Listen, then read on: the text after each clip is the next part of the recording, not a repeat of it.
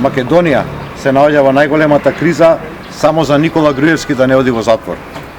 Отварањето на предметот ТНТ на независната институција специјално јавно обвинителство покажа зошто Ѓорѓе Иванов мораше да брза со аболицијата.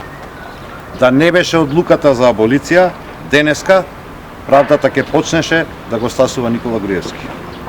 Одговорноста за сите случувања во Македонија е на Никола Груевски, Ѓорѓе Иванов и Трајко Велјановски.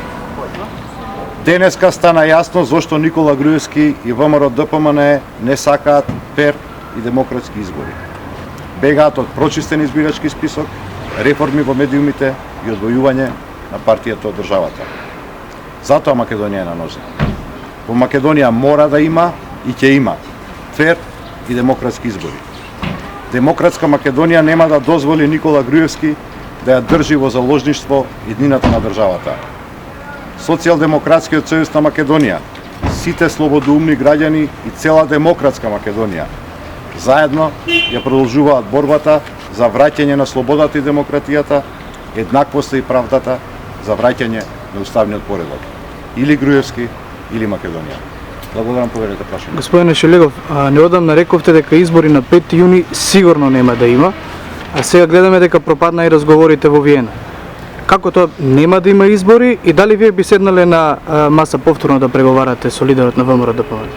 Социјалдемократскиот сојуз во текот на вчерашниот ден ги соопшти своите ставови по однос на прашањето на евентуални политички преговори.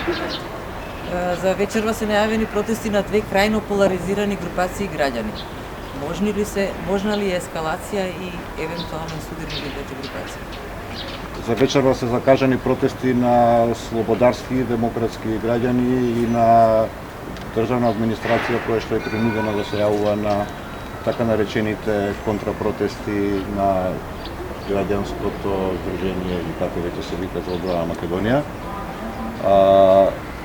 Ние повикуваме и апелираме цело време на мирни протести на сите граѓани од прогласите кои што можевме да ги гледаме во текот на вчерашниот ден, очигледно дека тие недефинирани и фрустрирани ликови што се јавуваат како водачи на тоа здружение повикуваат на некакви си конфликти. Ќе сториме се како Социјалдемократски сојуз и повторно повикуваме, апелираме протестите и од едната и од другата страна да бидат мирни и достојни.